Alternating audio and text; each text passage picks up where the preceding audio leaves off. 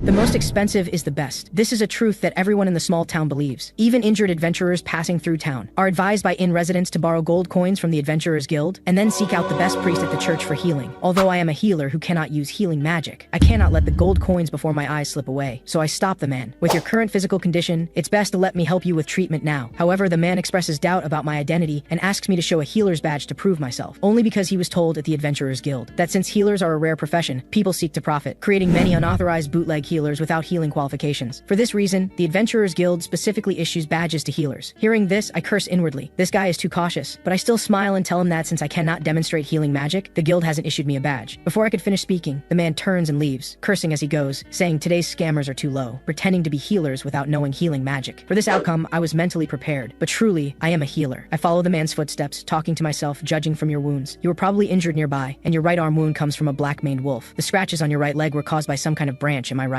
The man turns to look at me. How did you know this? Seeing this, I immediately display my professional smile as I introduce myself. Even without a badge, I am still a healer. Then I gave him a rough price estimate as reference. If you go to a high-level priest, you'll probably be charged 600,000 gold coins, but you only need to spend 300,000 gold coins to find an adventurer healer to help you. The man was confused by my analysis. So what are you trying to say? This is exactly what I was waiting for. You only need to pay 150,000 gold coins, and I can help you heal, and payment is after treatment. When the man heard about a price difference of 4 times, he immediately became angry. Indeed, listening to the town residents is never wrong. Scammers often use low prices to attract customers. Expensive is best. You really are a scammer. I never imagined that in just a few hours the alien adventurer in front of me would also be assimilated into the crooked reasoning of the townspeople.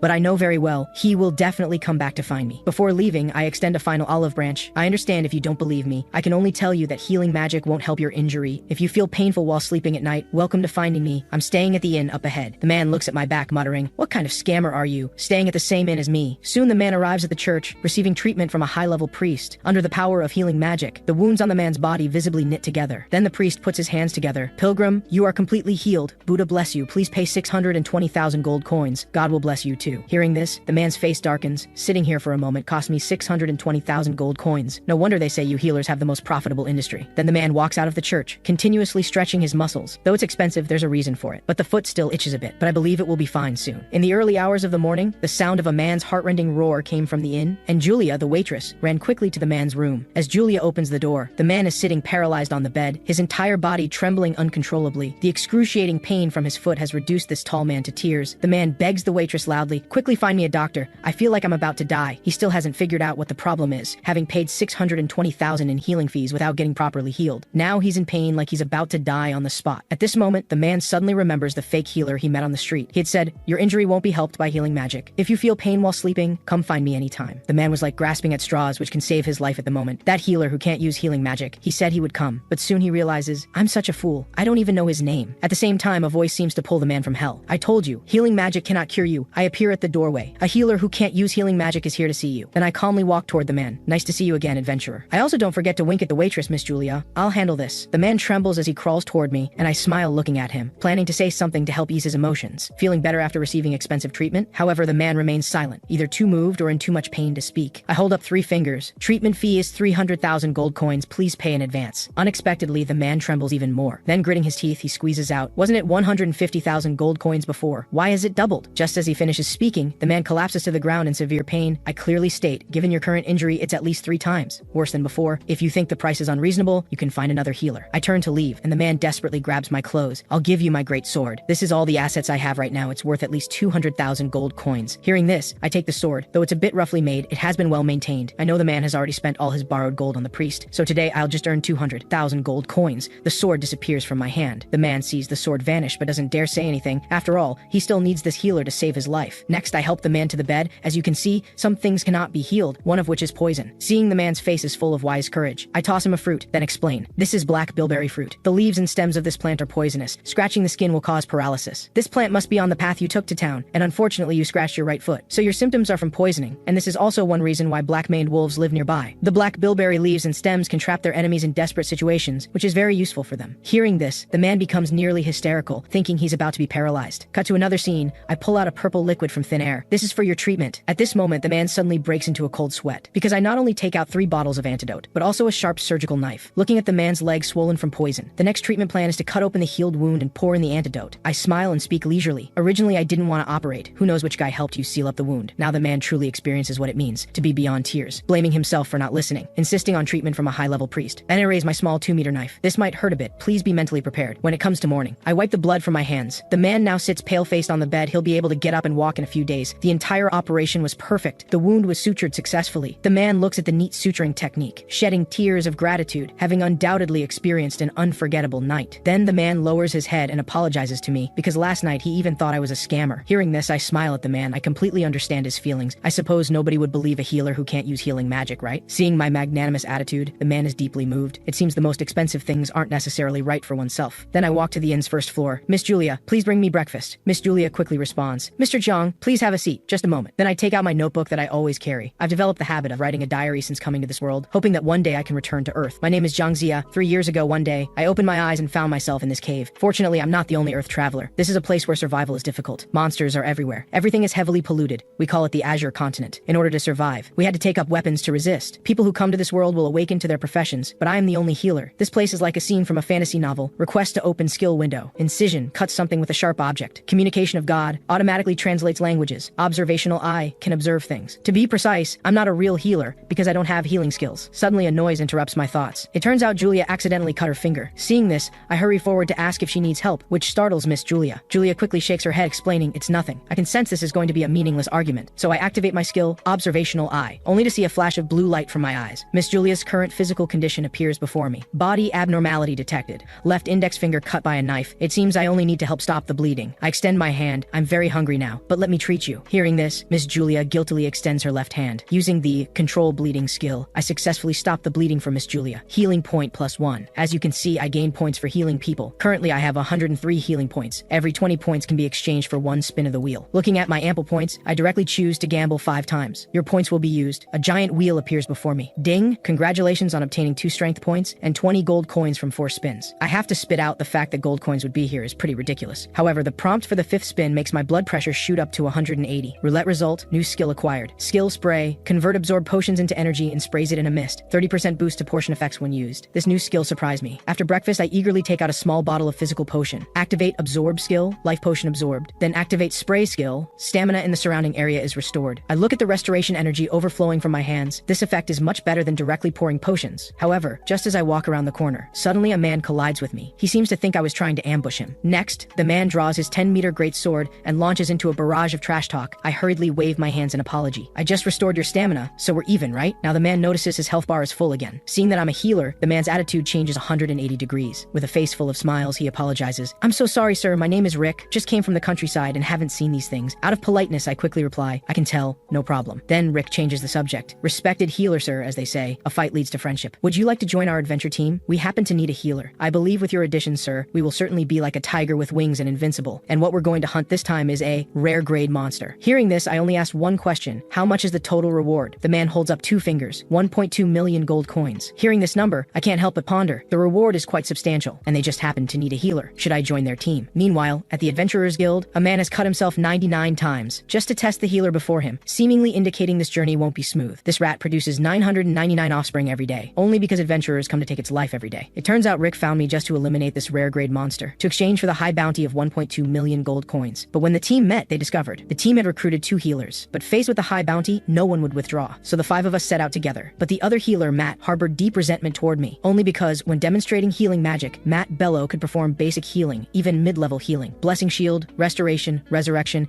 and 99 other skills. Thus receiving the adoration of team members, Matt enjoyed this feeling of being worshipped, but I merely released the newly learned spray skill, a method no one had ever seen before, and stole Matt's spotlight. However, I don't care about Matt's emotions. I urgently ask the captain what monster we're targeting. The captain casually responds, it's a sewer rat. The team members all think so. 1 sewer rat can be exchanged for 1.2 million gold. This gold is too easy to earn, but hearing the mission target, I stand still. This mission isn't simple. There must be a trap. Then I interrupt everyone. Have you never hunted a rare grade monster before? The team members all indicate this is their first time. I turn to look at the other healer, Matt. Matt indicates he's just a trainee healer of less than 2.5 years. At this point, a bold idea forms in my mind. Then I tell everyone, fighting rare monsters requires a lot of potions. Why don't we go back to the village and make long-term plans? But the captain thinks there's nothing to fear from a sewer rat and politely refuses my request. Matt sees an opportunity to criticize. Isn't it your responsibility to prepare potions? If you're afraid, you can go back first. Hearing this, I grin. The fish took the bait. Then I choose to withdraw. At this time, the captain still wants to persuade me to stay, but I say very confidently, you will definitely fail, but I can help you. However, each person needs to pay 300,000 gold coins. With that, that, I leave alone. The scene changes, and the team has arrived at the monster cave. The huge rat before them is the target of this trip. At this time, Matt steps forward. I'll give you all a blessing, aiming to defeat it in one strike. Under Matt's blessing, everyone rushes quickly toward the giant rat monster. However, the monster had already discovered their intentions. The captain is seen leaping through the air. A pair of iron fists slams down. The entire ground seems to shake. But when the smoke clears, the monster has disappeared. While everyone is confused, the monster flashes behind the team's archer. It lets out a piercing roar upward, its entire body emitting an eerie purple light. Under the purple light's effect, everyone's magic consumption rate doubles. Matt quickly activates attack buff enhancements, telling others to interrupt the monster's casting. But just then, the ground starts shaking continuously. The scene before Matt chills him to the bone. Behind the rare giant rat are countless small rats. Countless small rats then pounce on the team members. Soon only Matt and Rick survive. Rick is so scared that he abandons Matt and runs. A purple vortex appears in front of Rick. The next second, Rick's figure appears in front of Matt. Rick seems to realize they're trapped here. Suddenly a rat pounces on Rick's cerebellum, killing him instantly. Trainee healer Matt has never experienced this kind of situation. Now he can only pray for divine intervention. All he hears is a bottle of potion breaking. Green energy appears around Matt, wrapping him up. I make a flashy entrance. You should really think about who would give you so much money for just a rat. I originally planned to charge each of you 500,000 gold coins. Matt once asked his master if there was a skill in the world to restore magic power. The master told him to stay grounded and not daydream, because using skills itself consumes magic power, and only the great god could do this. But when I learned Matt had exhausted his magic power, I casually crushed a mana potion, using the compound absorb and spray. Then magic power fused into Matt's body. The miraculous effect made Matt exclaim it was a miracle. Then he prostrates himself before me. Please forgive this despicable person for being so rude to you. At this moment, Matt is full of energy, then casts God's shield, blasting all rats within 2 kilometers away. Seeing this, I was about to praise Matt for a job well done, but Matt kneels devoutly on the ground. Great Lord, thanks to you for bestowing power upon me. I immediately retract my foolish thought. Do whatever you want, don't bother me. The reason this mission has a bounty of 1.2 million gold coins is because rare monsters possess the special ability to control their own kind. If adventurers become afraid and try to escape, they will be trapped in a mini dungeon with spatial abilities. For this, I prepared this world's pesticide, Mint Concentrate. Mint is even deadly to small animals. Although not enough to kill hundreds of rats, its actual function is skill spray activated. This is different from the dispense skill. It can find the monster's weakness. Right here. I raise my dagger and stab down hard. The giant rat goes berserk when its defense is broken, slamming me hard into a tree stump. Fortunately, I dodged in time, otherwise my fate would have been miserable. The giant rat stares at me viciously. The familiar purple light surges again. It's going to summon minions. Meanwhile, Matt is kneeling on the ground, devoutly praying for me, because I had just told him not to bother me. These damn rats crawl all over my body. Countless bites make my health bar instantly bottom out. Then I crush a recovery potion in my left hand. Using recovery potion, effect, restore health. Rejuvenation will last for a period of time. Just as I'm relieved to be alive, the giant rat suddenly launches a sneak attack, biting my left leg. I take the opportunity to cut another opening in the giant rat's wound. The giant rat flings me to the ground in pain. Being bitten by a monster and bleeding, health recovery potion effect cancelled. The rare grade monster is smarter than I imagined, using bleed to interrupt my recovery effect. At this moment, the giant rat emits even more potent energy. You are affected by the negative conquest. Skill, damage, and magic consumption will be doubled. Then the giant rat rushes toward me at high speed. For an adventurer affected by this negative buff, it would undoubtedly be a death sentence. But what you don't know is, I don't even use skills in a fight. The scene changes. I pull my dagger out from the giant rat. The giant rat crashes to the ground, completely losing its breath. Then I examine my own body. Finding all indicators normal, I thought I was done for this time. The system sends a prompt. Congratulations on achieving the rare solo duelist achievement. Players can earn this achievement by hunting rare monsters alone. Now you can claim your reward. A giant wheel appears before me. Looks like another luck-based reward. Congratulations on acquiring the skill throw, plus 100% accuracy, plus 100% damage, plus 25% additional effect. I can understand the accuracy and damage bonuses for throwing, but what does this additional effect mean? If the poison I throw has a 1% chance of causing immediate death, does it mean this additional effect will increase the chance to 26%? Life is indeed full of surprises. At this time, Matt runs up to me. Thanks to your grace, we survived. I will keep this secret until death. I hurriedly interrupt him. Let's skip these pleasantries. Quickly resurrect them. Otherwise, the corpses will start to smell. Following Matt's skill light flashing, the other 3 team members wake up. The captain just raises his head, only to be scared by the giant rat corpse and screams. I take the opportunity to lean in, sleep well. The captain looks at me in disbelief. Did you do all this? I retort irritably. Or did it die of natural causes? Hearing this, everyone still can't believe what they're seeing. Seeing this, I quickly change the subject. Please pay 300,000 gold coins each. You didn't forget our agreement, right? Then I pick up my dagger and walk toward the giant rat corpse, beginning to search through the giant rat, because the most valuable item from rare grade monsters is the bead before me. Ding, rare item obtained, detailed information pending appraisal. The scene changes. We arrive at the Adventurers Guild to claim the bounty. 5 people went together, but I alone collected the money. This feeling is beyond your imagination. Since they provided the information, I should still show some courtesy, treating them to a glass of wheat juice. But the archer girl says they're returning to their hometown tomorrow. The journey is quite far, so they'll pass on the drink. It turns out that except for Matt, the other 3 are from the same village, originally wanting to earn big money in the city. They almost got killed by a giant rat, so they plan to give up adventuring and return to farming. Looking at the 3 before me, I can't help but sigh. After all, I've been fighting through monster piles for 2.5 years. This kind of experience of repeatedly dancing on the edge is common. After bidding farewell to the 3, I turn to look at Matt. Unexpectedly, Matt claims he's under 18 and can't enter the bar. Since that's the case, we'll part ways here. From now on, we pretend not to know each other. Hearing this, Matt enters fanatic mode again. It's my honor. I'll help you hide your identity. With that, Matt quickly leaves, watching Matt's back. A sense of powerlessness rises from the bottom of my heart. A perfectly good child. How did he suddenly go crazy? But now the pressing matter isn't this. Then I take out the rare item, the purple bead. Now I need to get this item appraised. Then I arrive at the appraisal shop. A seemingly professional appraiser stands at the counter. Welcome to the Adventurers Association's appraisal shop. Most items dropped from monsters are in an unidentified state. They must be appraised before use. So I place the bead on the tray before me. The moment the appraiser touches the bead, a flash of surprise crosses his face, quickly returning to normal, but I still catch it. Then the appraiser begins a long appraisal process. After 2.5 minutes, appraisal successful. This is a C-grade item, containing the charm of small life. Hearing this, I feel confused. A rare monster dropped only a C-grade item? At this time, the appraiser continues to introduce, its value is 80,000 gold coins, but if you sell it to our shop, I can give you 120,000 gold coins. After hearing the owner's introduction, I ignore it. I take out a bottle of green potion from my pocket and pour it on the bead the owner just appraised. However, the bead shows no reaction. Then I pick up the potion and explain to myself, this is a potion I brought from the north, Latasia Bouillon. Once it contacts blood, it will have a crazy reaction. At this point, the owner is confused. He doesn't know why I suddenly said this. Then I take out a dagger from my pocket. Next, I pour the bouillon potion on the dagger. The dagger shows some marks. This knife is what I used to hunt that rare monster. Even though I've cleaned it, it still retains invisible blood traces. And this bead that I scavenged from the monster's body doesn't have a trace of blood. This is really interesting. So there's only one truth. How dare you secretly switch it?